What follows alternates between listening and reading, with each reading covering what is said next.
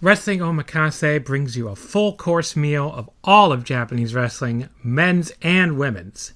Join me, a Japanese wrestling fan for over 20 years, along with a rotating cast of equally knowledgeable co-hosts, as we cover everything from New Japan and Stardom to Noah, All Japan, DDT, Tokyo Joshi, Mari Gold, Sendai Girls, Dragon Gate, GLEAT, Ice Ribbon, and even more stuff.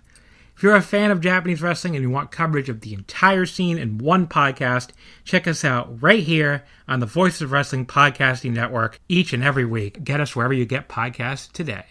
This podcast is a member of the Voices of Wrestling Podcasting Network. Visit voicesofwrestling.com to hear the rest of our great podcasts, as well as show reviews, columns, opinions, and updates across the world of wrestling. Here we go!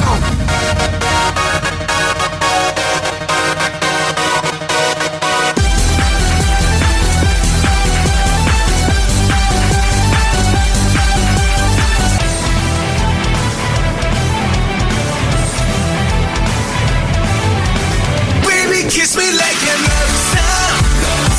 So that mama call me.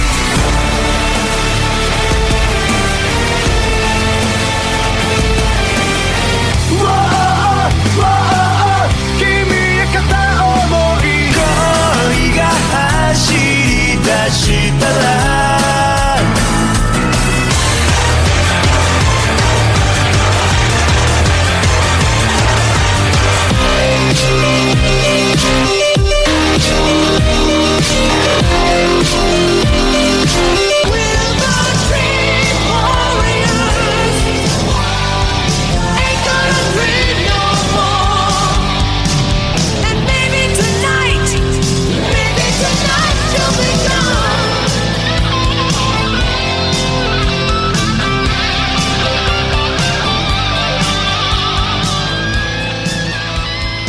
You're listening to the Emerald FlowShow on the Voices of Wrestling Podcast Network.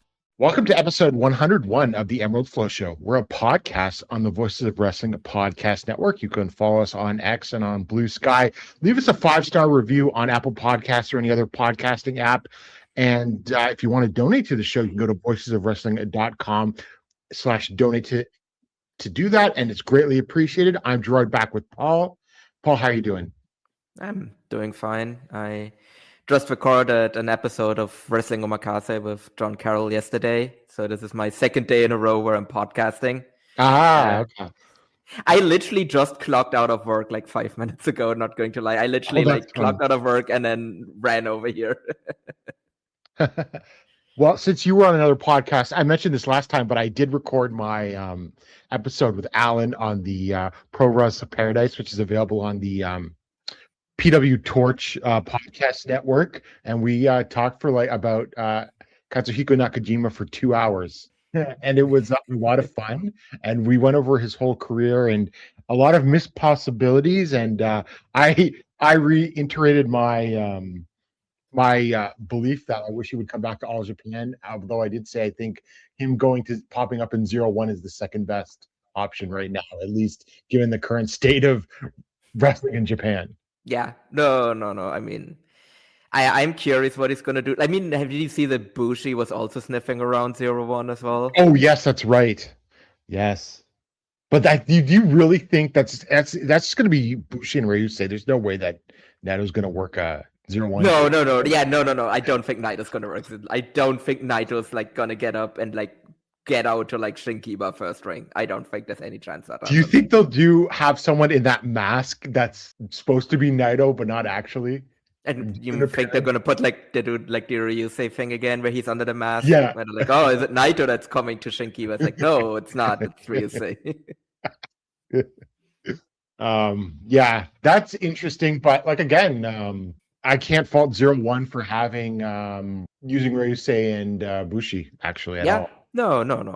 Also, I just realized I don't think Naito can even get down those steps in Shinkiba. Those are some pretty steep stairs to get down to the ring, to get down from the stage.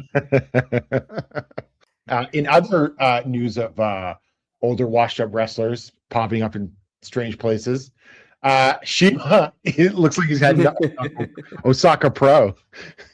Your thoughts on this one? I don't know. I kind of like that one. Like it feels like a homecoming for him, right? So is Gamma coming out of retirement? He's got to be for this, right? Probably, yeah. I mean, there's no way Gamma's like, yeah, I'm gonna get that. I mean, here's the thing. Do you think that's still like a show that can draw some money, like the like eventual like Shima retirement show? Because we can't be that far off from it, right? Like I think even he probably has to admit that like the end is close and it's probably like time to cash out now as much as he still can, which I don't know. Like, is that something you could even run in like the bigger Edeon arena? Oh, the bigger one. I don't know. But the thing is, like, yeah, I mean, you could sell like Korkin with it, but obviously, do you want to do it in Kansai reason, right? Yeah. Oh, yeah. No, like you want to do it in Kobe or like in Osaka. So, but the thing is, Osaka doesn't really have like a 1,500, 2,000 seater, right? You've got Edeon 2, which is like 1,000 if you pack them in there. And then, obviously, Edeon 1 seems too big for Shima's retirement show, to be completely honest with you. Yeah, that maybe not. 10 years ago, but today, yes. Yeah, that's he the other retired thing. in 2018. Yeah. Yeah. Oh, yeah. No. Like that's the thing. Like I think he's one of those guys that just like missed that window of when he should have retired. It's not even that he missed the window. It's just that he made himself irrelevant. Yeah. Oh, yeah. That too. Yeah. Yeah. Which is weird. Like again, if you told somebody like 10, 15 years ago that like, yeah, we're not sure if the like Shima retirement show is going to be a big money draw, they would look at you really weird because they would think you're insane. Yeah. But yeah, I mean, I don't know.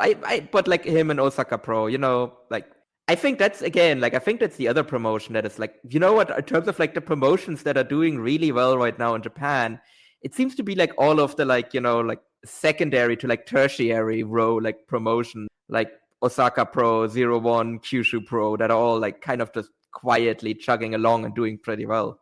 I guess maybe that's why they are doing well, because they get less scrutiny. Well, I was going to say, do you think they're doing well, or they're just offering basic meat and potatoes wrestling when everyone's having heel units run in? Yes, I think that is actually the reason, to be honest.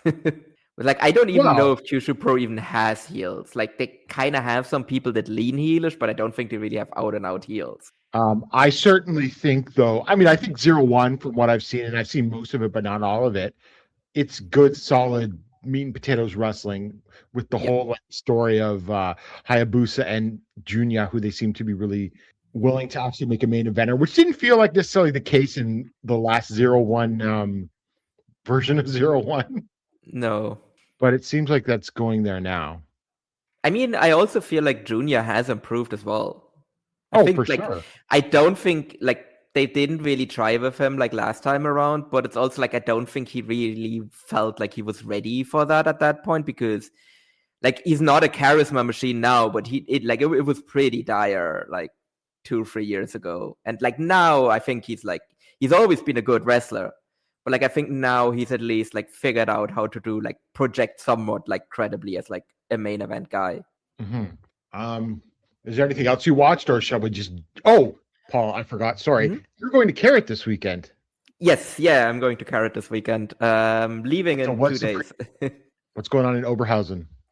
So I bought myself a ticket for the tournament shows, and then I'm not really planning to go to like because there's a bunch of like shows around it as well. So like in theory, I could have like gone to like way more. Like in theory, actually, the first show is today. There's like a show in the academy. But yeah, so I'm going to do the tournament, and then I'm going to do Ambition as well. So looking forward to that one. And I mean, I think like the first round sounds pretty good. Like you have Yamato versus Axel Tischer on that. You have Ares versus Peter Tihani. I think that should be a good match. I am somewhat morbidly curious how Naito's going to do. Like they gave him like a technical like wrestler like Dieter Schwarz in the first round. So that should keep like most of the match like on the ground, which should hopefully help Naito. We'll see. You have Thomas Shire with Chihiro Hashimoto. That one I'm kind of curious how like those two like just kind of throwing each other around the ring should be fun. And then for Ambition, you have like you have Bobby Guns versus Chris Ridgway. You have to return. Like, I don't know. I don't think you know, like, Sasha Keel. Like, I don't think you were watching WXW at that time, right? Like, because he was like a guy there like 10 years ago. Yeah, he's like a tall, like, Croatian guy who kind of like semi-retired a couple of years ago because he got like a new job. But I always enjoy this stuff, so I'm happy to like see him back. You also have like Minoru Suzuki on the show, as well as like Katsuya Murashima as well from New Japan. So yeah, no, I think those shows would be fun, and then like whatever else happens with the tournament should be pretty good as well. And you have the like Elijah Bloom versus One Called Mandas title match, which I don't know. I don't get Elijah Bloom, so I'm really gonna root for like One Called Mandas, but I think Mandas is really good. So I don't know. At the very least, I think it should be a good match, and both should be motivated. So I am really looking forward to it. Like it like Carrot, like as the like song goes, it's like Carrot is only like once a year. Karat is no einmal im Jahr. So it's always a good time at the very least. All right, so we'll have a review of that on our next episode. So we move on to Noah. That just completed their junior tag league this year over a number of shows, and we talked about the tournament last episode. But Paul, before we dive in, some big picture ideas. How did you feel about this tournament? Because I have some thoughts. I thought it was solid overall. I think the outcome was very predictable, which isn't necessarily a bad thing, right? Like it felt pretty obvious from the beginning that it was gonna lead to like the brothers facing, like the betrayed brothers facing off of the betrayer brothers in the final. Yeah. So I don't know. Like I don't think it was like a spectacular tournament. There was some stuff in it that I liked. Like I like True and Lacey in it overall. I thought those two were doing fine. I think Dragon Bane and Alejandro have actually become a pretty good team. I think Kai Fujimura is absolute dog shit as a heel. Yeah, he's not very good. I think Alpha Wolf is though. So like that team was like really up and down. I was like, when Alpha Wolf was in there, I thought it was fine. Whenever Kai Fujimura was doing terrible heel work, I was like trying to restrain myself from like just fast forwarding. So I don't know. Yeah, I thought it was a good. I was going to ask, what did you think of Ada and Inahara? I don't know. Like they were somewhat unmemorable to me. I thought, well, Ada was unmemorable. I thought Inahara was showing some promise, especially at the final stretch of the tournament. Oh yeah, no, for sure. But he's also not going to be a junior long term. Oh no. Yeah, he's way too tall for that. But yeah, no, I thought he was doing fine. Ada was just like a white void basically the entire tournament. Like he might as well just not have been there. I'm struggling to think of a single thing he did in any of the matches. Like anything I remember from those matches are all like stuff Inahara did. Well, I mean, I also got to say though, once I started getting into the last couple of block shows, I mean, it was getting long in the tooth because you got two Team 2000X teams going in this tournament. And I can't handle this. It got very samey. It got very, very samey. I can't. I don't know. This is just really bringing any enjoyment of Noah down because I just know that what all this is. I mean, yeah, I'm still not sure how long. I don't know. I think we're in for some changes. Like it feels at least they're moving them out of like the main title picture. We'll see. Like I'm still somewhat afraid they're gonna put Keno in there, but like I don't know. That feels like such a dumb move. Oh, a turn at the next Yokohama. Yeah, little Yokohama shock. Yeah, I mean, I think he's gonna win either way. Yeah, well, we'll get to that. Yeah, we'll get to that. But yeah. I tend to. It was very like, but yeah, no, it was like them having two teams and they just made this like very overwhelming. At least they kept like True and Lacey as like faces throughout the tournament. And would you give Dog and Odashima the team of the tournament? It's gotta be them or Dragon Bane and Alejandro. Yeah, for sure. Like I'm really looking forward to that title match. I think that should be tremendous. But yeah, I'm really I guess maybe because Dragon Bane and Alejandro were the like newer team, so maybe I'm gonna give them the slight edge. But like, yeah, no, Daiki and Daga have just become like a really fucking good team now. Like they just like click insanely well. Yeah. Spoiler alert! I'm really looking forward to this next big Noah show compared to some of their big shows lately because of making decisions like of having like Bane and Alejandro win this tournament instead of Wolf and Fujimura. Yeah. Or Yeah. like, because to me, like the outside one would have been like basically the brothers like eliminate each other or whatever, and then we get like Jun Masaoka and Tadasuke or something like. Although I think they just but I'm looking for, because it's like the first show in a long time where like I don't think Team 2000X is in like any like prominent spot or even like a title match, right? Yeah. Like they just have like 2 8-man tags. It's like that takes up like all of like Team 2000X, and then otherwise all of the like notable matches all like don't involve them at all. It's a nice change. To be completely honest. I mean, they also don't hold any titles right now. Yeah. No. Wolf's got Wolf got the national title. Yeah. I forgot about that. But like other than that, like he's the only one. So I don't know. Like it does feel like they're getting downcycled a little bit, but who knows how long that's gonna stick? Yeah. Oh, there'll be angles on the next show. On for sure. Like I really hope that they don't do like some. I don't know. Maybe somebody turns. We'll see. But yeah, who knows? I mean, we get Null back, so that's nice. Yes, the big Null return. So we'll just dive in quickly because this does. I mean, it's a solid tournament, but it does get repetitive. But on the 20th at Hiroshima Industrial Hall, East Exhibition Hall, in front of 398 fans, you had Alpha Wolf and Kai Fujimura defeating Asuka and Black Mesa Rain 355. You can imagine what that was like. Yes, that was a lot of cheating. Mark True and Kieran Lacey defeating Tadasuke and Jun Masaoka in 11:15 with the Black Plague on True on Masaoka. Again, you could expect how that was.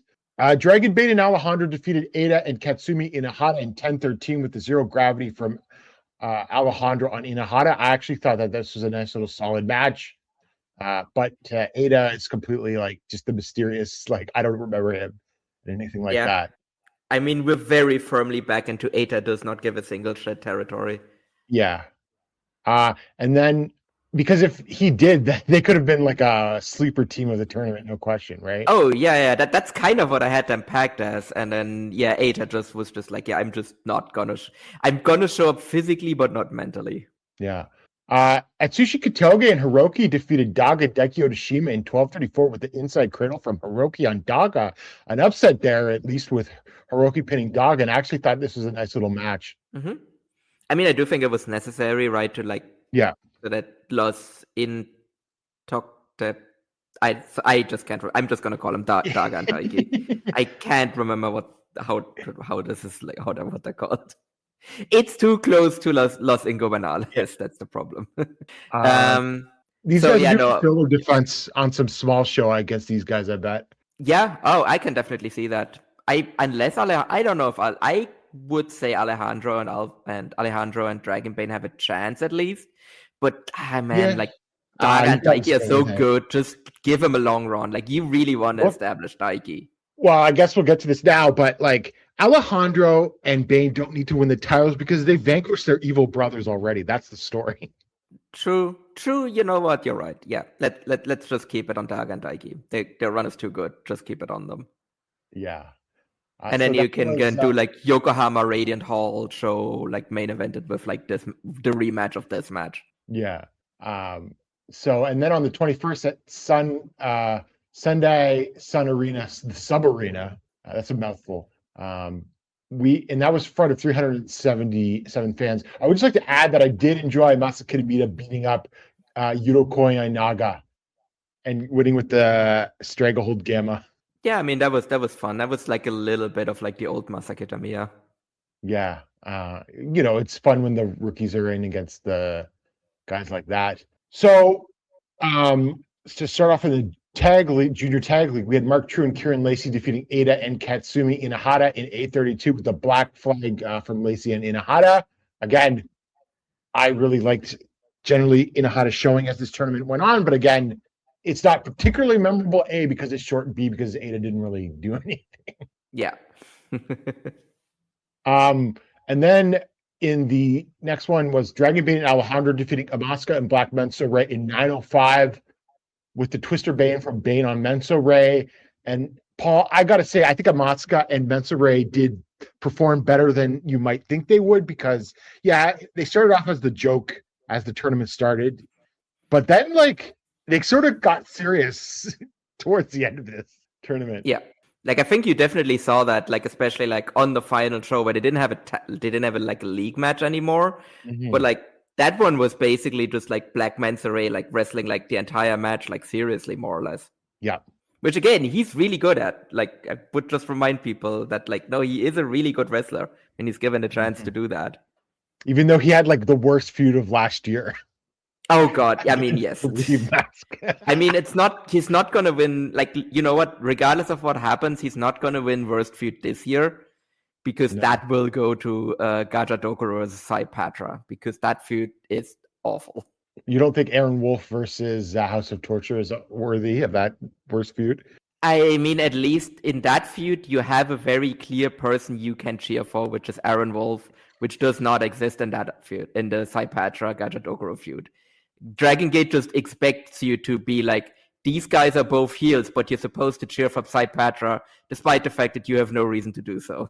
And then the next... It's basically, you know what? Like, you know, this actually quite literally, because it's quite literally like, they, like, Sai Patra sides with Team 2000X. Like, they bring Team 2000X guys to fight with them. Why the fuck am I supposed to cheer for these guys? Like, what?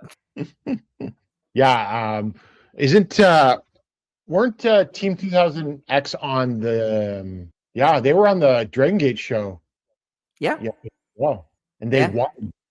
Yeah, they weren't very good. So next up, we had Alpha Wolf and Kai Fujimura defeating Etsushi Katoge and Hiroki in 720 with the Wolf driver from Wolf on Hiroki. This is what exactly you'd expect it was, but at least, hey, it was like short. It went under half of the allotted time limit, so fine. And then Daga and Daiki Otashima defeated Tadasuke and Jun Masaoka in 923 when Otashima pinned Tadasuke with the Rolling Olympic Hell. Or was it Daga that pinned Tadasuke after Otashima hit the Rolling Olympic Hell? I don't remember off the top of my head. Yeah, I'm just reading the... this is written up very confusingly by Purolov. Yes. I don't remember the end of this match.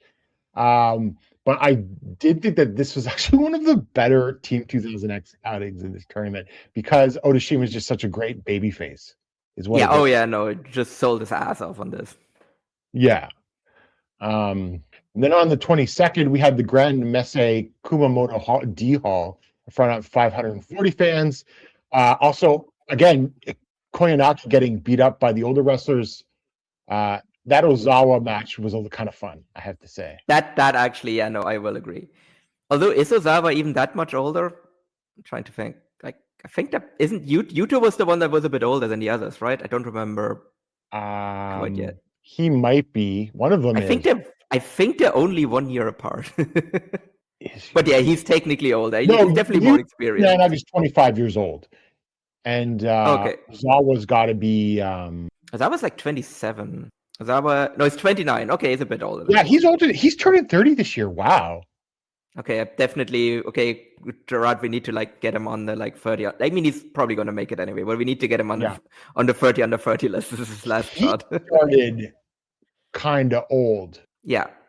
Well, it's not that old, but you know what I mean. Once you get in your mid-20s, it's a little different. But he started. Yeah, he would have been like 26 when he started. Yeah, because he started in 2022.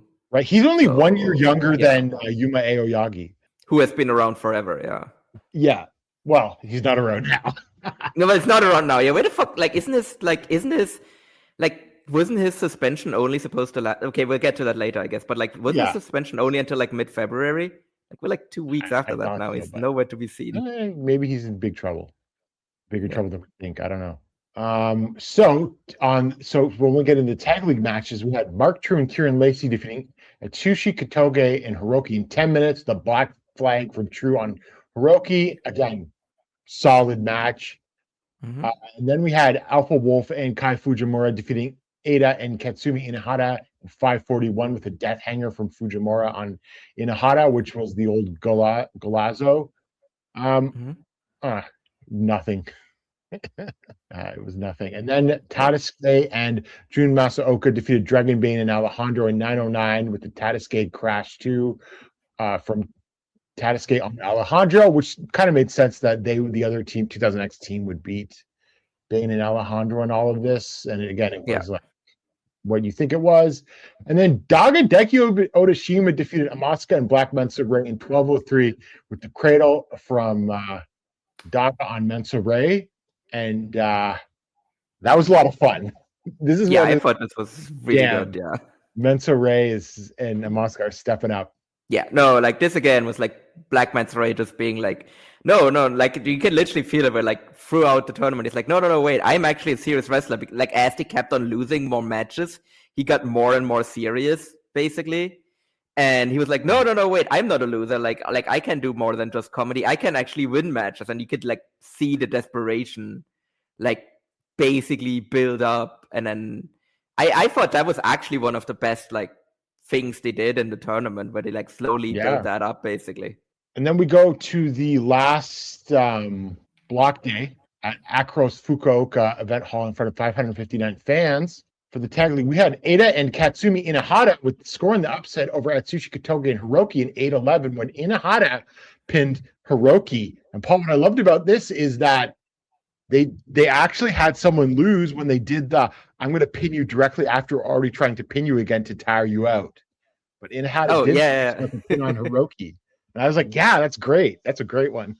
Yeah, there's also like you kind of want to do that at least every once in a while, so like stays believable. And I think this is like the like perfect time to do it. Also, was that like Inahara's like first like pin that he got in Noah? Trying to think if he got like a pin over a rookie. Oh, he might have. Maybe. I don't remember off the top of my head, but like definitely like the first pin over a non-rookie for sure. Yeah, for sure. And then we had Asuka and Black Mensa Ray defeating Tadasuke and Jun Masaoka in 6-12 with the Passion Ground Cobra from Asuka on Masaoka. And I will say that it was kept short and completely inoffensive. And then Alpha Wolf and Kai Fujimura defeated Mark True and Kieran Lacey in 8-26 with a package pile driver from Wolf on Lacey. And honestly, like, you could have given just a couple more minutes. But yeah, no, this was actually quite good. Yeah. And then they got the main event spot because this is basically the decision match of who else is going to go to the finals against the Team 2000X team of Fujimura and Alpha Wolf. Dragon Bane and Alejandro defeated Daga and Daiki Odashima in 12:53 with the zero gravity from Alejandro on Odashima. And Paul, the biggest problem with this match is that it could have used another 5 minutes. Yeah. I mean, but here's the thing, Gerard. It will get that additional 5 minutes on the title match. And also why I think that they're just going to retain the titles instead of drop them. Yeah. No, you know what? You're right. Yeah, because they got the win here. So, like, they don't need to win 2 matches in a row. Yeah. No, you know what? You've talked me into, like, Daga and Daiki. Just, like, I was basically 60-40 beforehand on, like, Daga and Daiki retaining. But now I'm more like 80-20. Mm-hmm. And then, but yeah, no, like I definitely this was a great, like this felt like a preview essentially. Like it was a great match, but it was essentially just a preview for hopefully an even greater match. So then we go to Corkin Hall on March 1st in front of 1,396 fans. We had in the opening match sort of like the Noah Junior Tag League Extra Edition. So we had Asuka and Black Mensa Ray defeating Eita and Katsumi Inahara in 7:44 with another Passion Ground Cobra, this time from Mensa Ray on Inahara. And this is a nice little opener. Yeah, this was awesome, honestly. Like again, this paid off like the whole like story of like Mensa Ray. Like again, the entire time he was trying to get the pin, right? Like and he never could do it the entire like league. And he actually finally pulls it off here. And like the way like he celebrated after the match, like he just won the world title. Like it was nice. And then Kenta Tetsuya Endo and Hayata defeated Daga, Daiki Odashima, and Midori Takahashi in 10:15 with a modified chicken wing arm lock from Hayata on Takahashi. Perfectly acceptable 6-man, I'd say. Yeah. I mean, the thing is, I said this as well on Omakase, like White Raven squad just feels like completely lost in the shuffle already. Yes. Right? Absolutely. Like in theory, you make a new faction for like the people in it that get something to do. but it feels like all three, like the three that are still like one of them immediately like left to go to the US, and now the other three are just like completely spinning their wheels and are just like irrelevant essentially. But like all three of them were like pretty like notable people just last year, and now they're just like, I don't know, just bodies on the roster is what they feel like. Yeah, it's a bizarre because they also like they clearly formed that group knowing full well that like Uka was going to like the States. Yeah. Right. Yeah. So, which like interestingly, he has like apparently like deleted the tweets of him at the Performance Center. Oh, he had tweets at him at the Performance Center and deleted them? I mean, apparently, like I didn't even like get there in time I to didn't like see them. Yeah. I mean, Maybe I don't know if there's like a general weirdness going on with like Noah trainees right now, because like for example, GWF had like a show this past Sunday, so like 3 days ago, and I didn't end up going because I did this thing called hanging out with your friends instead. But like originally announced for that match, for that show was I don't remember. Is it Kuga? I think it was Ovada-san's like new name is right now. Yeah. But originally they announced him because he's the Berlin champion right now. Like they announced him versus Jack Morris for the Berlin title. But then that tweet got deleted, and that match didn't happen either. Maybe there was a booking thing. They had Jack Morris versus they did Jack Morris versus Peter Tahani instead. Interesting. So who knows? I don't know. Like these could be completely unrelated, but it is notable that I don't know. There was some weirdness with two Noah people on excursion, like within the same week, essentially. And so next up was Bushi and Angel Reyes defeating Shuji Kano and Yuta Koyanagi at 9:15 with the suplex cutter from Reyes on Koyanagi. Not particularly memorable. Nope.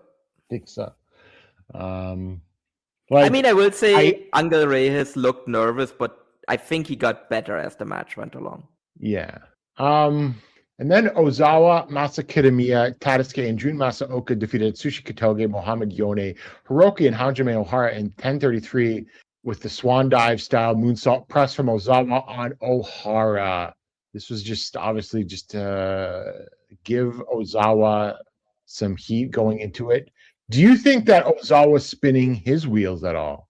I mean, they did kind of do like one promo where like Ozawa was kind of feuding with Naito. Yeah. So I feel like that's basically where they're like essentially spinning his wheels until they're like ready to pull the trigger on that. So like the way I see this going is Keno beats Inamura.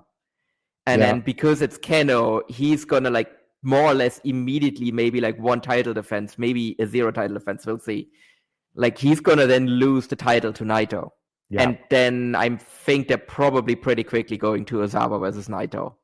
Because you can't have Naito hold the title very long, like because his body will just not allow that. Do you think you string that out to? I mean, if you're going to have Naito versus Ozawa, you kind of got to do that at Budokan, right? Yeah, but you can't have Naito hold the title for like 6 months. Well, you could draw out the Keno reign a little longer.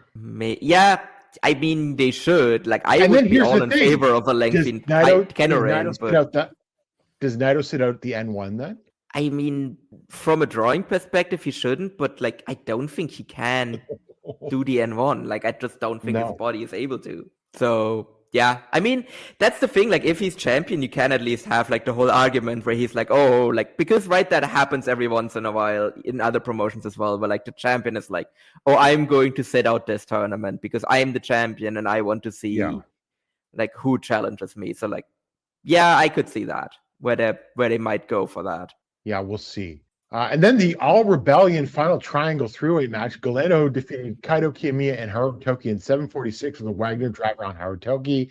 And I like this just for what it was. Just a quick little sprint and obviously building to the big Galeno versus Kaito match. Although with the result of this, I feel confident that WWE is not going to make Noah have Galeno go over. Yeah, no. I also feel that. It's also, I mean, talking about factions that are just like spinning their wheels and are just lost in the shuffle, like All Rebellion Again, supposed to rebuild Kaito Kiyomiya's career, and Kaito feels more relevant than he ever has in his entire career. Yeah, well, it's just confusing because like they do these things and they because how long was Keno even in All Rebellion for? Like a month and a half, feels like. Maybe a bit. Like, I think he was in there a bit longer. I think he was in there until like May. Like they formed in like January, February, right? And he was in there until like May, I think. I think. It just felt like once he left. Now I'm actually not sure. Yeah, it was fun when it was like Keno and Kaito together, but then it just kind of lost some luster. And right, that was the whole point. That was the whole point of the faction, was that it's Keno and Kaito together, and like the inherent like tension that came out of that, of them being like long-term rivals that are now like. And don't forget, of course, they finally had that other match when they did the Iron Man match. Now that was an awesome match, one of my 10 best of the year. But it was still like they had made it, making you think that there weren't going to be another match between them at least for a long, long time. Okay, so they formed a lot. I thought they did actually form in October 2024. Okay. For some reason I thought they had formed in early 2025, but yeah, they formed in October 2024. And then unfortunately on Cage Match it just says Keno left the stable in 2025. Oh yeah, no, of course they had to have formed in 2024 because Ozawa was a member for like did it the whole thing where he came back, got injured, joined the faction, and then turned on them immediately when he was healthy again. Yeah. Well, it did give him the crutch gimmick. Yeah. Which for some, at first I was like, oh, how long is he going to keep this up? But then he got another reason to keep this going. Like at this point, I don't know if he's ever going to drop it. Yeah. Oh yeah, wait, no, they formed all the way back in like May of 2024. Yeah. I don't know why I thought they formed in 2025. Yeah. Like at least Cage Match had that as their like first match. Right. Which is where Noah did a great job of establishing this new faction by having them lose to Eita, Ryohei Oiwa, Shuji Kondo, and Ulka Sasaki. But yeah, I don't know. I think it's time to just put All Rebellion out of its misery. Like now that I know it's been around for even longer than I thought it was, we're getting up on 2 years, and like it's probably time to call it. Yeah. And so next up, we had Tetsuya Naito and Ryusei defeating Manabu Soya and Hiroto Tsuruya in 10:15 with the crab hold from Ryusei on Tsuruya. And Paul, is this a hot take to say this is the best match that Naito has had in Noah? Well, yeah, but that's also because he wasn't in there for most of it. Yeah, and it was mostly Ryusei and Tsuruya, who are obviously the two hot prospects as well, right? Like Soya barely did anything either. Yeah. Right? But like It was his best effort, yes. Is gonna get a push because he's Naito's boy. And Tsuruya is clearly there. Also, it seems like Noah's sort of guy that they're focusing on of this crop of rookies. So that they did all the work and basically made it into Naito's best match in Noah so far. Yeah. I don't think Tsuruya even has taken that many pins as well. So, as much as it is notable to pin a rookie, this was probably one of the more notable ones to pin a rookie. Well, I think that they should build to a Tsuruya versus Ryusei singles match and have like Tsuruya win that. Oh, yeah. I mean, technically Ryusei is also a young boy. Yeah. Yeah. No, I'm not opposed to that. I think that actually would be a good idea, yeah. Mm-hmm. And then in the semi-main event, Keno, Naomichi Marufuji, and Shuhei Taniguchi defeated Yoshiki Inamura, Mark True, and Kieran Lacey in 13-19 with the PFS from Keno onto Lacey. And I thought this was a solid match, and I thought that Keno and Inamura did a very good job of building to their match. And I know that people really hate the gimmick, but I still quite enjoy Inamura's in-ring work, and I'm actually quite excited for their match. Probably the most excited for anything I've been all year in Noah. I think that's fair. I think that's fair. Right? I mean, it should be good, right? Like, I don't think... Again, unless they do something stupid. Like, I mean, we said the same thing with the, like, Alpha Wolf Dragon Bane match. So, like, that's the only way this could be bad, if they do something like that. Otherwise, like, if it's just a straight-up singles match, I think it's going to be... Well, I mean, you can't discount that either of them would join Team 2000X. That's the thing. Okay, right? What would be the dumber decision? Would it be dumber to turn Inamura, or would it be dumber to turn Keno? I think it'd be dumber to turn Inamura. Yeah, because that would also clearly slot Inamura below Ozawa instead of being rivals. I mean, but then he joins the faction as champion. Like, it almost creates this like weird tension of like I don't know. Ozawa being faction leader and like another guy being like champion. Like, that would also be weird. Yeah, it's just the all around. It's the worst decision. Yeah. And then Noah Junior Tag League Finals, Dragon Bane and Alejandro defeated Alpha Wolf and Kai Fujimura in 2056 with the zero gravity from Alejandro on Fujimura. Now, look, this is a good match. But again, what did you like? It hit all the beats that you were going to expect in terms of ref getting pulled out of the ring, interference. Although I would say that I feel like, especially for the first 10, 15 minutes, this did not feel as heated as you'd think the brothers versus brothers would be. Yeah. Like, I don't know, it just wasn't quite as dramatic as I thought it could have been. I mean, I did like the finishing sequence between Alejandro and Kai Fujimura. But I mean, I think what did hurt it is just the fact that Kai Fujimura is just not good as a heel. Right? Like, I think that's the problem. It's because also like Alpha Wolf and Kai Fujimura, like Alpha Wolf is a little bit over as a heel. I don't think Kai is over as a heel at all. And I think that's really what hurt this match. I popped when Mark Pickering on commentary called Yoshitatsu the former Bullet Club hunter. Yes, no, that is a great pull. that is a great pull indeed. Remember when he was still wearing the Bullet Club hunter tights in All Japan for a bit? For like a while, like for way longer than it should have been, really. And he had the Bullet Club logo in All Japan. Awesome. That's so good. I mean, on the other hand, I will say, like, as much as I'm annoyed with Team 2000X, this is still the best run Yoshitatsu has ever had. I actually liked him as Kento's tag team partner, but I mean, then again, he did actually have that weird chemistry with Suwama for a while. Yeah, that eventually faded out because I think they had a match later and it wasn't very good. Yeah, that was very good. That wasn't very good yet. I think we previewed it on here, and I was like, well, these two have always great chemistry, so it will be good. And then it wasn't. I was like, oh. And I think his run was over pretty quickly after that as well, because that was probably also All Japan being like, oh yeah, there's nothing left here. You can fuck off. Yeah, there's nothing left in this tank. So let's preview the show that is going to be on Sunday, March 8th. Starting at 3 p.m. Japan time, which means that I'll be able to watch it live, even if it's early here. So that's good. Paul, I'm going to, because this is very curious given some of Noah's infamous attendances in this Yokohama Budokan. Where do you think the show draws? Because there's no Naito on this show either, I might add. I'm really not sure, like, because it's also like the people you would generally consider like the draws. Like, it's not even just that Naito isn't. Right, like it's also like who are like like it's not just that Naito isn't in a drawing position. It's also that really like the other people that you would consider like the draws in the promotion aren't really in one. Like Kaito, I guess Kaito is at least in a singles match, but it's like way down the card. Kenta and Ozawa are just like in an 8-man tag. I mean, I would say it's a really big test of like Inamura's drawing power. Yes, for sure. So I don't like, do we have kind of like a thing of like, I mean, at least so far on the website, it does still show every like category as available. They got to break 1,000 though, right?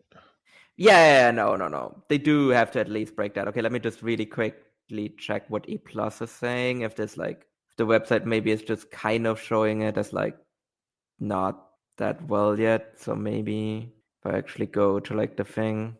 I always check Lawson when I'm looking up the ticket sales. Oh, yeah, same, but it's just that if you're on the Noah website and if you click on buy tickets, that's where it takes you. God damn it, the thing is down for maintenance, never mind. Okay, so I can see I'm on Lawson here. Paul's got 4 types of tickets. The Arena S seats are the most expensive at 12,000, and then the 10,000, and then 7,000, and then 5,000. Yeah. Paul, nothing is sold out, and the Arena S and the Arena Tiered, the 2 most expensive tickets, both have triangles, and then the other ones are still the circles. Oh, on Ticketpedia, it looks even worse. They have Arena S and Arena A and the regular ones are all still on like circles, and then only Arena Tiered seats are on like only few left. So this might be a bad number, unless they like manage to sell a bunch of tickets in like the next 4 days, basically. Well, no, it's already the 5th in Japan, so it's like even less time. So yeah, I don't know. I think it definitely shows that like if that it ends up being a bad number, I think that's definitely a black mark on Inamura. Yeah, we'll see. I mean, you can never tell. I mean, it's still very much a walk-up business in a lot of ways in Japan. Yeah. But if it was hot, if we knew it was really hot, then there would be more ticket movement for sure. I mean, again, we still see that they still sell out like Korakuen, or well, not sell out, but they still drew out like really good like numbers in Korakuen still, even with bad cards. Without like GHC title matches. I mean, this show, exactly. whatever it did, 1396. That's good for what this card was. Exactly. Yeah, it's like with like a junior title, like with like a junior like match on top and everything. Yeah. And like no title match and everything. So that's still a good number for like what that show was, but. I don't know. Like, I would like to see at least like the expensive seats on like triangles at least. Which, I don't know. We'll see. So the show on the 8th, we've got Atsushi Katoge, Muhammad Yone, and Hajime Ohara versus Manabu Soya, Shuhei Taniguchi, and Midori Takahashi.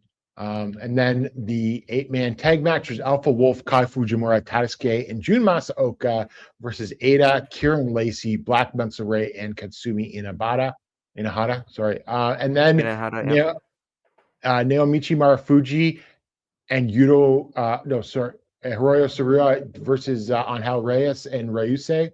Interesting. So, I mean, it's interesting, like, because I'm actually not 100% certain on the result here. Like, normally I would say, well, Marufuji wins this, but I don't know. Like, I mean, realistically, it's probably Reyes that takes the pin here, but I can't really roll out, like, the like LTJ like young boys getting a win here. Well, I was gonna say, could Saruya pin Ryusei and they trade wins? Maybe, yeah. But I don't know. Like, I feel like with Marufuji in there, it's still just the most likely one that he gets the pin. And in that case, he's pinning Reyes. I don't think he's pinning Ryusei. Also, sorry, just for this is apropos of nothing, but like, man, Ryusei needs to get like a different profile picture. And on the Noah website, that too. But like that picture is awful.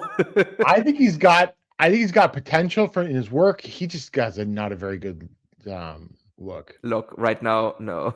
he looks like he's an indie scummer. He looks like he is like working Dove Pro or something.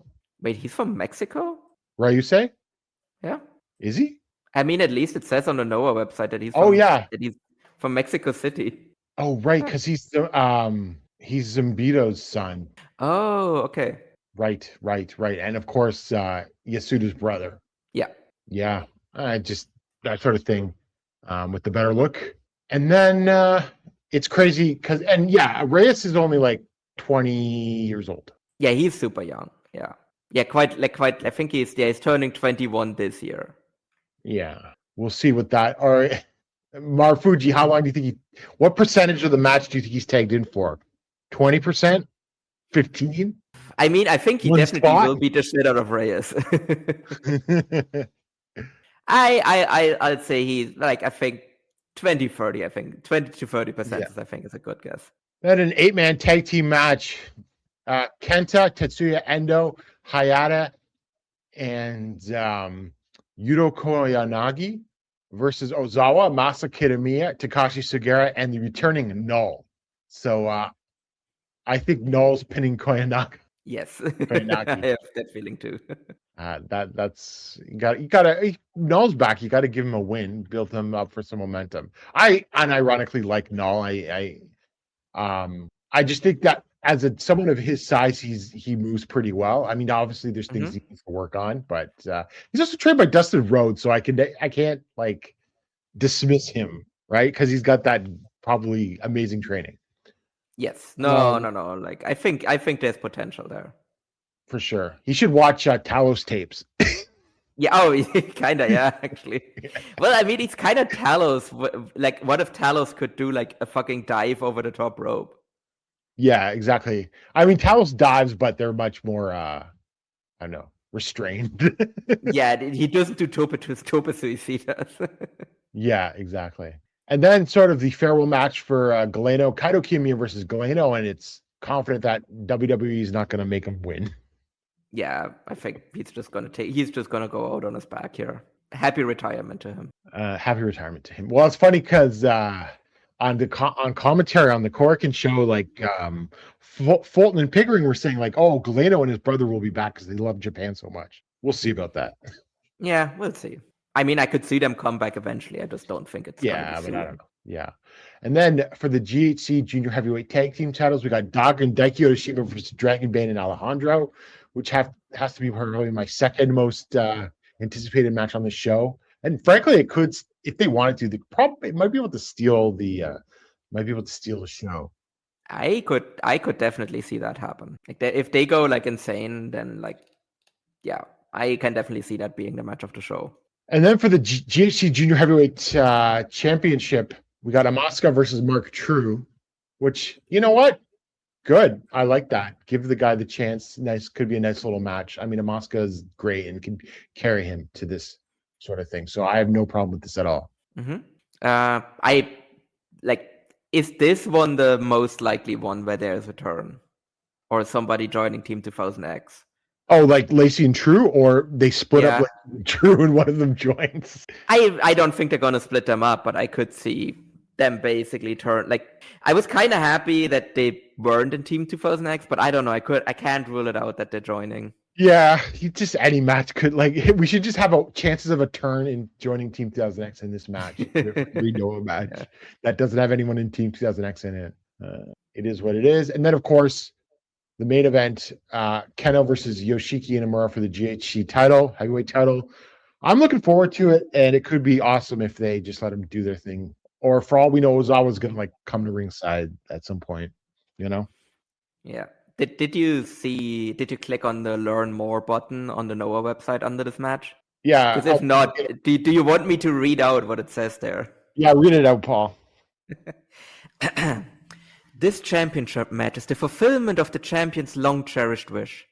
Yoshiki, who had been hoping to fight Keno, has overcome repeated interference from Team 2000X to face Keno. Keno feels the same way.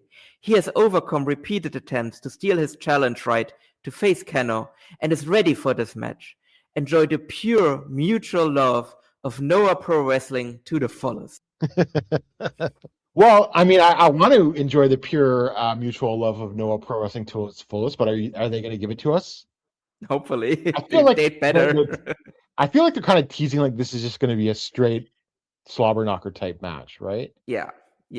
Which I don't know if that sets off my angle alert, but like I'm gonna try and like keep that away unless it actually happens. I'm gonna try to just enjoy the match because it's gonna ruin it for me otherwise. Yeah.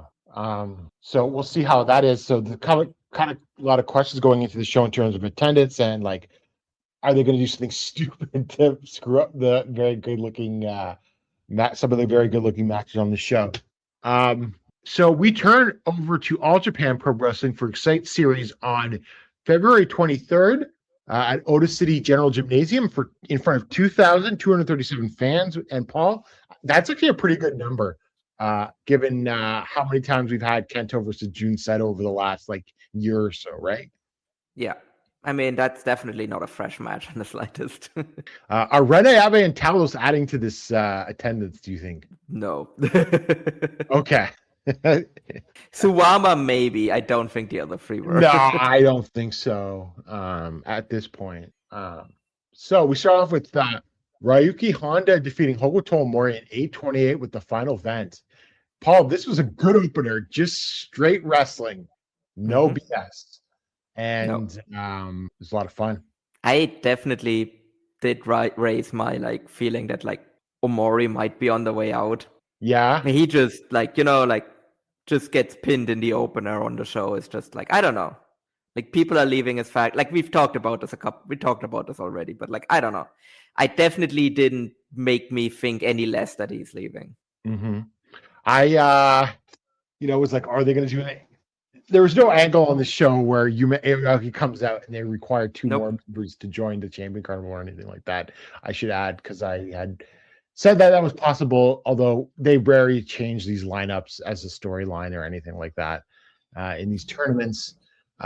So, it is what it is. No mention of Yuma Aoyagi at all anywhere. No mention of Yuma. Yeah. Yeah. And then we then had Atsuki Aoyagi, Rising Hayato, Yuma Anzai defeating Ryo Inoue, Kengo Mishimo, and Fuminori Abe in 10-20 with the gimlet from Anzai on Abe. And this was another solid little 6-man tag match that really got the show off to a good start. Yeah, no, this was really good. Like I'm curious. Like I'm really curious on Anzai's run in the Champion Carnival. I don't really know what it's going to look like until we know what the blocks look like. Yeah. And we don't know the blocks. They were not revealed on the show. Gaora TV Championship. Kuma Arashi defeated Daisuke Sekimoto in 13:02 with the diving senton. So Sekimoto fails on his first defense, and Kuma is the 33rd champion of this most illustrious belt. Now, this was a great match. Yeah. And I kind of expected it was going to be pretty good, and Kuma really worked hard here. And look, Sekimoto is still good enough that he can deliver a match like this. Quick 13-minute match where they just hit each other really hard and throw each other around. So it was a lot of fun and really good. But Paul, here's my issue with it. Sekimoto didn't get any defenses of this title in this reign. So what was the point of having Sekimoto beat Ashino? Because you could say Sekimoto's a bigger name than Ashino, but Kuma Arashi overcoming Ashino to win that TV title would have meant more given the history of both of those guys. That is actually very true. I hadn't even considered that.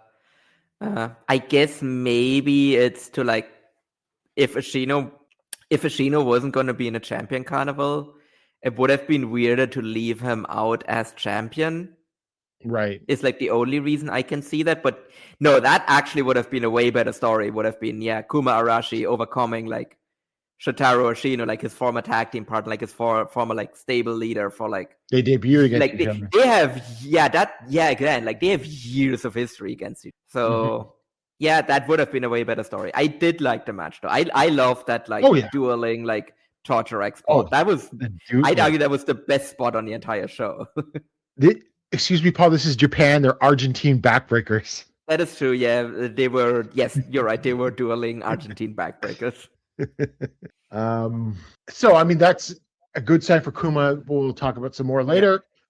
Rei Seto's return match. Rei Seto, Mr. Seto, Naruki Doi, Senor Seto, and for whatever reason, Makoto defeated Go Shiozaki, Shotaro Ashino, Zion, and Odyssey in 11:41 when Rei pinned Zion with the ice bind.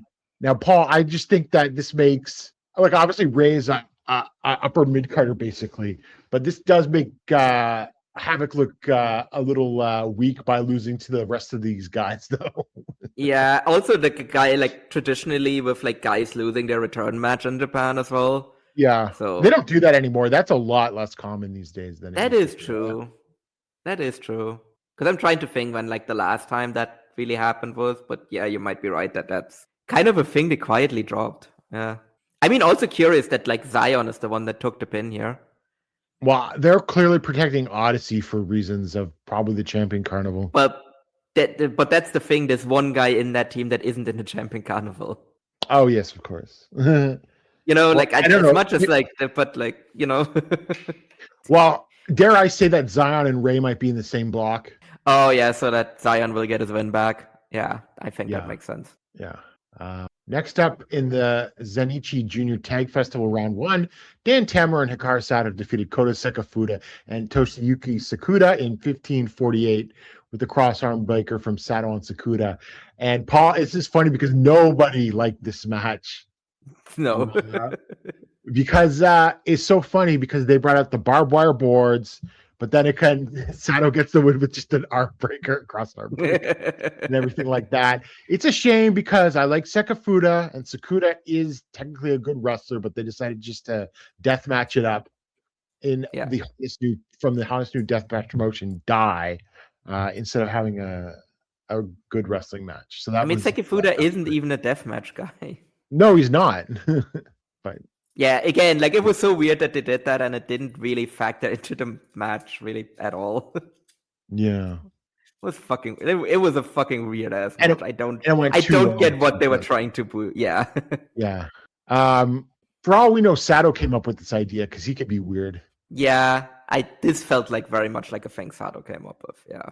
And then another tag festival match. Seki Yoshioka and Yuya Susumu defeated Musashi and Shota Kafuji in 15:52 with the Nitin Ichiru from Yoshioka on Musashi. And Paul, we have some good things to say about a match featuring Yuya Susumu. Yeah, somehow. This was really good. I thought that Kofuji also stepped up here playing the role of the young guy. And then, of course, you have the whole finish where Yoshioka, which had a great finishing sequence between Yoshioka and Musashi. And Yoshioka wins by using Musashi's move on him. So this feud isn't going anywhere, I suspect, right? So, this was very good and exceeded my expectations. So I will say, on the whole, if you sort of take into account the deathmatch fart, I have enjoyed this tournament so far. No. I also have to say, like, Yuya Susumu, like, I think he was the weakest of the four in the match, but he didn't drag it down. Like, he was fine. Absolutely. Like, and I think you know what, I'm kind of loving the, like, Yoshioka Musashi feud. Like, I'm still kind of sad that they split that team up because I really enjoyed them. But I think at least, you know, like, I think there's something there. Like, it gives both of them something to do as well. And again, like, I think they're both, like, showing an edge, which is something this promotion kind of, like, has been lacking, like, in, like, recent times. Like, they need guys that show an edge, which I think these two definitely are in this feud, where they're just constantly shit-talking each other as well. And like, beating each other with like, the other guy's move. Yeah. This is what, like, Bane and Wolf versus, Bane and Alejandro versus Wolf and Fujimura needs. Yeah, there's definitely no shit talking in that one. Yeah, it's weird because they're like brothers, so you would think that there would be more hate, but yeah. And these guys were teaming for like a year, and they're basically treating it like they've been teaming for like 15. Yeah, they're like great friends or something. Yeah. I wonder if there's more in their past. I have to look it up because Yoshioka was like a kind of a freelancer for a bit. Yeah, he always worked outside dates when he was in Wrestle One. Or wait, he's not even a Wrestle One guy. He's a Tajiri guy, right? Originally. Yeah, he was a Tajiri guy, and then he went to Wrestle One. Yeah, and then has so been maybe their paths did cross a lot more than I'd have to look it up. But anyway, so semi-main event for the World Tag Team titles: Ren Ayabe and Talos defeated Suwama and Hideki Suzuki in 16:08 with a death roulette from Ayabe on Suzuki to make their second defense of the titles. Paul, I'll say that this was not like a great match, but it certainly wasn't as bad as it could have been, especially given how Suwama and Hideki Suzuki sort of shit the bed as a tag team when they were last together as a tag team. But this was solid enough, and Hideki did the right thing by lying down for the death roulette from Ayabe again. So I'll give this a nice little thumbs up, like 3 1/4, 3 1/2, but like solid. And I think kind of the best you could expect from when you've got Ren and Talos in against these older guys. Like I think so far, like the Titans of Calamity Reign has been solid. Like again, I'm not expecting like match of the year bangers from them because that's just not who like either of them is. Yes, but like I just expect their matches to not like be boring, and they haven't been. Like they've generally been like really good, like solid matches, like don't overstay their welcome either. Like you just, like 16 minutes, I think that's perfect for like a title match. Like you don't need to go longer than that with especially with these guys. Exactly. So like, again, I think they've been booking that perfectly. Also, I just really quickly looked it up, at least in terms of like both of them being in the same match. The first time Musashi and Yoshioka were in the same match was like in 2024. Was like like both of them teaming with Fuminori Abe on like an All Japan show, and the only time they have been they still made it like such a heated feud between them. Yes, when really they've only been interacting with each other for like basically just exactly like 2 years at this point.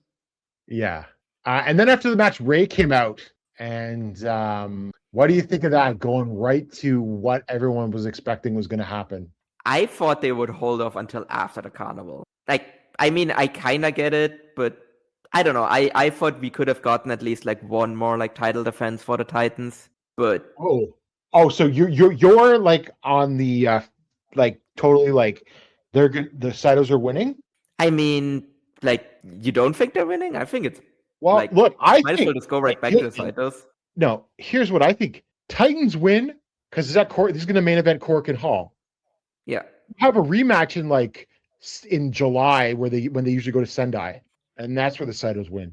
I mean, and the Titans are working. They're not setting the world on fire, but they're working for what they're supposed to be, and I'd keep it on them for a few more months. And then, I mean, I can kind of see that if they do like the big show in Sendai, they need something to put on that, and yeah. I can see that because I hadn't really considered that. Otherwise, I would have just been like, well, I mean, the Saitos are back, so you just go back to them as champions. But if you want to do that, like if you want to tease it out a little bit more and then do it in Sendai, I think that does make more sense. Also, because like March will be the last defense until after the carnival. Yeah, and maybe by then Yuma Aoyagi will be back, and you run business tag versus the Titans. And I honestly want to see what they could get out of them. Or you do like what the fuck was the like Yuma, the two Yuma like team? Oh called? Yeah, or the two Yumas. I can't even remember. I just called them Yuma squared, so I'm just gonna go. Yeah, with yeah. That. If they're back, I don't know. Like I feel I don't know.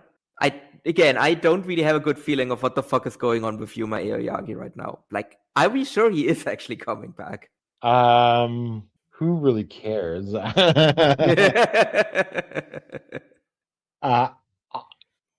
I mean, I think. Well, it's funny because there was a time where I'm like, okay, obviously Kento is very important, and losing him would fuck them. But there was also a time where it's like losing Yuma would even fuck them longer term. Yeah. Now I don't believe he was younger. Yeah, no, because now they have Yuma. They have the other Yuma. Yeah, they have better Yuma. Yeah, exactly right. Although I don't know where he would necessarily go, because he's in that weird position where like he's only a year older than Ozawa. So would Noah push him, or would they just prefer to push their dojo guys? Right. Yeah. For all we know, New Japan might need him. I mean, he is tall enough, right? Like he's tall enough to go to New Japan. Yeah. DDT, maybe. He would. Then he gets to do a bunch of comedy stuff. Yeah. Yeah. Like 0-1. No versus Yuma Aoyagi. Yeah. 0-1. He'd have to be serious in 0-1 though. Yeah, true. That doesn't work. Unless you'd form a trio with like the Kubota brothers. Oh God. He would love to do that, but it's probably he tells it to like whoever books 0-1 and they would tell him to fuck off. Yeah. And then in the main event of the show, Kento Miyahara defeated Jun Saito in 27-32 with the shutdown German suplex to make his 5th defense of the Triple Crown. I thought this was a pretty good match. It's just been overdone, and it was also formulaic. But I think Jun is becoming a better singles wrestler, and I said that from like the last couple of matches he had in his Triple Crown reign, and then there was the match against Go that I thought was very good, and I thought he looked very good here. It was just formulaic from Kento's side, and we've seen it too much, but it was like a solid enough match. It did what it needed to do. I don't know, Paul, what did you think? Yeah, that's what I thought as well. It's like it kind of almost felt like them playing the hits, essentially. Yeah. Like, I mean, there's nobody better at like a closing sequence than Kento Miyahara. Mm-hmm. And I think that really elevated the match for me still. Like, it was still a good, like, it wasn't a great match. It's not a match that's going to be anywhere near my, like, match of the year list at the end of the year. Yeah. But it definitely, it was, you know what? It was better than, like, their, like, the title match they did last year. Or around the same time last year, like early last year. Yes, right? that one. Yeah, for sure. This was better than that. Because that again, I think is still like that was a weirdly bad match. And they had a better match in the Carnival. Exactly, yeah. So like that was just a weird one where like it just seemed like both men were just off the game, and like this definitely wasn't that. This was like a good match, not a great match. And for a little bit in there, like I think it dragged a little bit around the middle, but then the fucking finishing sequence was good enough at the end. Mm-hmm. Yeah, this is just like I think somewhat of a filler defense and somewhat of a like, okay, Jun's gonna leave the main event single scene for a while now. Yeah, I mean, if you call this a filler title defense, we'll get to the next title defense. Well, see, this is funny. Because I think we might disagree about this. So who comes out but Kuma Arashi carrying the Gaora TV Championship? He challenged, and they'll face each other later this month at Hachioji Arena, which is that arena like the western edges of Tokyo. Paul, I saw your response in the Voice of Wrestling Discord. Said, I think we're going to disagree on this. So you go first. Okay, so what I said, basically, I think literally the day before, I had called Soya and Kondo challenging Naito and Bushi for like the Noah tag titles, the most like filler title defense possible. And then Kuma Arashi comes out to challenge Kento for the Triple Crown. I was like, okay, no, actually, you know what? This is the most filler title defense possible, because like, to me, a filler title defense is any title defense where the other guy just like doesn't have a fucking lick in hell to like win the match. And to me, this is one of those matches where like I don't think Kuma Arashi, like the only way Kuma Arashi wins this match is like Kento gets injured and they have to call the match and like Kuma Arashi wins. That is, I think, the only way he has a chance to win this title. And that's why, to me, this is like I think he literally has, like, again, a 0%, like, barring an injury, he has a 0% chance to win. I guess you disagree with that, or do you think the match has a different purpose? I think it's great that they're giving him this chance. They built him up very well over a couple of months, not super long, but a couple of months, which I feel like this company doesn't always do. I somewhat almost want to say, is this Go planning things out more carefully? Because the mid card feels a little more carefully booked. I don't know. What do you get that sort of vibe? Yeah, no. I mean, it definitely seems like they're putting in more effort there. Yeah, where like it's not a slapdash. And again, I think there's also like notable like less comedy now than there used to be, like that than there was this time last year. Like there's still some comedy, but it's not as overwhelming as it was, which again seems to point that there's somebody else in charge of like booking all of that. Yeah.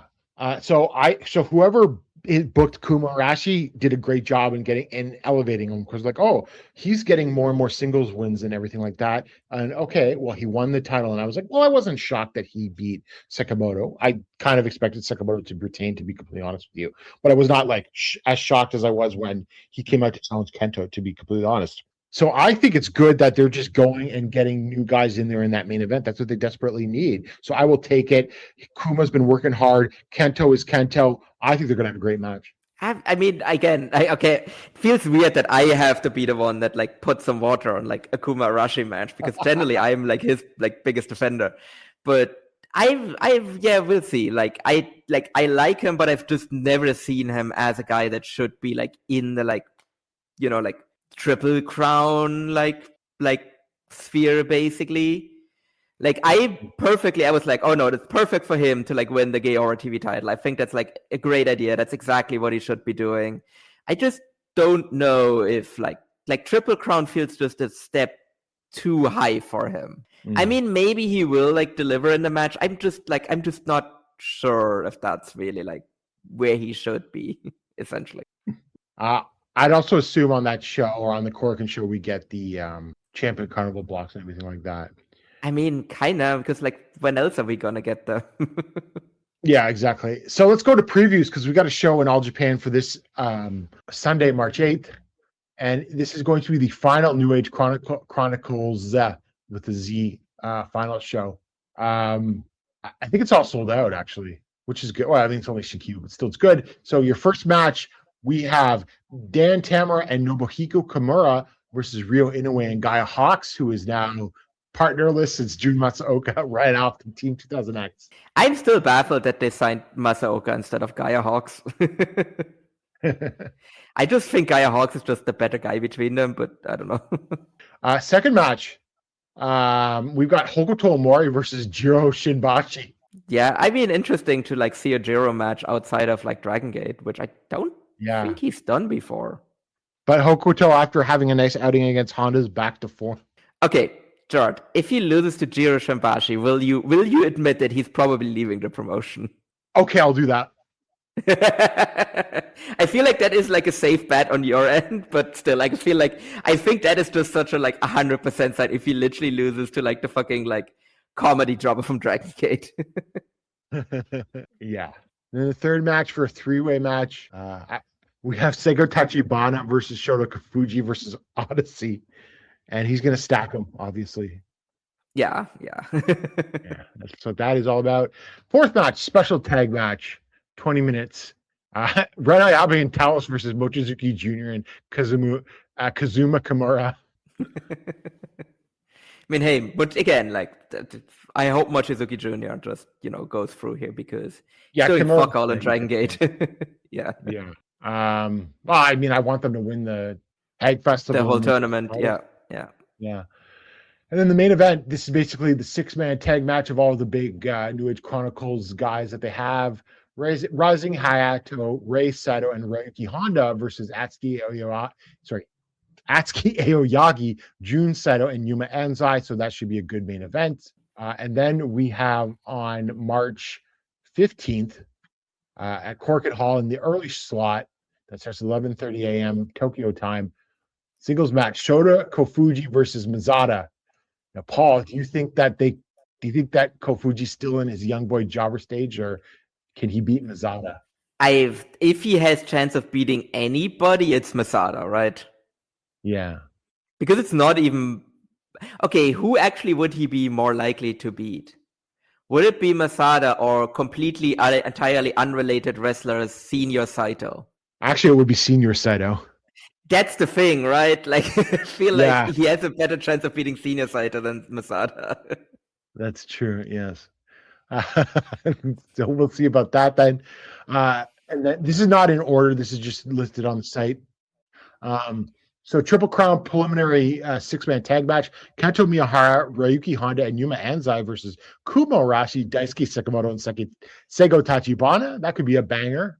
It's a good preview match. We've got an 8-man tag match that I don't know how this is going to go. Paul, have you seen this card? Because you're not going to like this. No, what's the match? So we got Go Shiozaki, Shotaro Ashino, Zion and Odyssey versus Hokuto Omori, Naruki Doi, Kota Sekafuda, and Toshiyuki Sakuda. What the fuck? Yeah. Who the fuck booked this match? So we have the semifinals of the Zenichi Junior Tag Festival. Atsuki Aoyagi versus Rising Hayato versus, sorry, did I say versus? Atsuki Aoyagi and Rising Hayato versus Seki Yoshioka and Yuya Susumu. Paul, I feel like Yoshioka feels like he's got some momentum, but I think getting that big win over Musashi with Musashi's own finisher, that's good enough for this tournament. I would have your junior aces go over here. No, absolutely. Like, Yuya Susumu is eating the pin in this match. Yes. I don't even know which of them is pinning him, but like he's definitely getting pinned. Yeah. And then in the other semifinal, got Dan Tamura and Hikaru Sato versus Ryo Inoue and Mochizuki Jr. Hopefully everyone brings their seriousness because this could be a good match. And look, well, I've already said I've made it known who I want to win here. I mean, sending Dan and Sato to like the finals of this tournament again, like it felt like they were like a team that did stuff like a few years ago now. You can't rule it out though, like especially because they just reformed Evolution. Yeah, but I don't know. Pin Sato or here, I think. Yeah, I mean that's the thing with like I think that's also like last time they were relevant. Sato was a lot better than he is now. Yeah, Sato's like going to be 46 this year. Oh God, Jesus, yeah, no, yeah. So we'll see about that. I can't. I'm not like I put money on Inoue and Mochi Jr. here. Like I can't do that. But I really because it's Inoue, right? Like that's the problem here. Like if it was just Mochi Jr. teaming with somebody else, I would definitely be like, oh, that they're going to the finals. But like, you want to can't rule out Inoue getting pinned. Yeah, you got a lot of Dragon Gate guys on these shows coming up too. So I feel like I mean that definitely seems like a strong like again. Not to harp on like something I said earlier, that makes like Team 2000X coming in even weirder because Noah is not the promotion that Dragon Gate currently has a close relationship with. Yeah. It's All Japan, but yeah. I don't know. Like it's actually interesting with just real quick as well on that, because with the whole carnival thing and me saying like last time that I think Kikuta has a chance because he's going to lose the like Dreamgate to Yoshioka. Well, it turns out he didn't lose the Dreamgate to Yoshioka. Oh. So he's going to go into the carnival as champion, which I think basically rules him out as the winner, but also makes it really fucking complicated, like, because he can't really take that many pins. So he's either going to the finals or he's like going to be eliminated on the last night. Yeah. Sending him to the finals is not a bad idea. I mean, in all honesty. No. I mean, what if finals Go versus Kikuto? Like that would be a. Actually, you know what? Both are like, you know what? Now I can definitely, because both are Lariat guys. Yeah. And that's like a super fresh match as well. Yeah. Oh God, it'd be amazing. So, yeah. But yeah, he basically my whole idea of him winning and then winning the Triple Crown is out the fucking window because he didn't. Oh, he can't be the quadruple crown winner. He didn't lose the belt to the guy they very obviously built up for him to lose the belt to. So again, Dragon Gate booking is like doesn't make any fucking sense. And then the main event for the World Tag Team Championship, Ren Ayabe and Taos, the Titans of Calamity, defend their titles for the third time against the Saito brothers, Jun Saito and Rei Saito. We already said this. I don't know. I mean, look, I would not be shocked at all if Jun and Rei win the titles here, but I just think you could string this along a little longer, especially with the carnival coming up. Just have them retain and then have the Saitos win in Sendai later in the summer. Yeah. No, I mean, again, like I was fully on the train of like, Saitos are just going to win it back, but like you've really talked me into like, it makes more sense to hold off until Sendai, because it's like otherwise you just have like a Saito like title defense on that, which probably might still draw well, but like having the draw be like, oh, they're finally going to win back those belts. I think it's a much better draw for them to do in Sendai, and especially since they haven't held the belts in like a bit now. So yeah, not long, but like it by their standards, it's been a while. Yeah. So, Paul, this I was like, what is the show going to do? But Paul, the pre-sales are looking pretty good. We got there's 5 sections, and we got the premium seats and the special ring sides both sold out, and then all the other sections are in the triangle on Lawson. So Kuma Arashi confirmed a bigger draw than Yoshiki Inamura. No, this is the Titans of Calamity, a bigger draw than Yoshiki. Oh, okay. Sorry. Oh, it's that much. Yeah. Okay, never mind. Yeah. So yeah, I mean, to be fair, that is a Korakuen though, so it's a smaller building. Yeah. But they'll break 1,000 when you have that kind of pre-sales, no problem. Yeah. Oh yeah. No. They might sell it out. The Saitos are still over. Oh, I don't know if they're going to sell it out, but 12 or 1,300 easily. Yeah. And then we go to March 20th.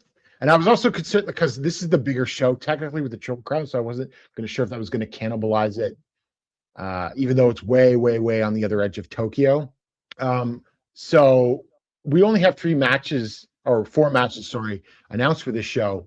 So we got the Triple Crown match, Kento Miyahara versus Kuma Arashi, and we both let it be known how we both feel about that. But then, Paul, we have 2 Titans of Calamities versus the Saito brothers singles matches, which when I saw this was like, ooh, it feels like this feud might be getting strung out a little longer, don't you think? Yeah, no, I think that definitely would be an indicator that it is actually being strung out a bit more. That is true. So we have Talos versus Jun Saito and Ren Ayabe versus Rei Saito, which I probably think is the most ideal way to distribute this. Split them up. Yeah. And then, of course, we have the junior tag finals, Go, Mochizuki, and Inoue on that show. And let's just do a quick ticket look because I haven't done this yet. This is the 320 show. So 6 sections, and all of them are triangled. So I think that's not bad. Yeah. Because they have more expensive than usual premium seats. Usually the premium seats are like 12,000, 15,000 yen. The premium seats for this show are 20,000. And you're still 2 weeks out from the show as well. Yeah. So that's not bad, I would say. Yeah. And I mean, will this like, I mean, I was saying this, but like, will this actually outsell the like Noah like Yokohama show? It's possible. if they have a hot Korakuen, that builds it up. Yeah, because again, they still have 2 more weeks to sell tickets for that show, whereas Noah needs like a big uptake in like 4 days. Right, and they haven't done the final angles going into the show. Yeah. And then the very next day on March 21st, they're in Gunma at Anaka Shinkumi Sports Center, and this is the Yuma Anzai Homecoming Show. Is it advertised as such? Yeah, he's on the poster. It's just him. Okay. And what I assume is going to be the main event, because there's only 2 matches here listed, we have Yuma Anzai, Ryuki Honda, and Atsuki Aoyagi versus Kento Miyahara, Hideki Suzuki, and Rising Hayato. So I think that's going to be really good. Oh, yeah. No, that's 20 minutes. Yeah. Look at least 15.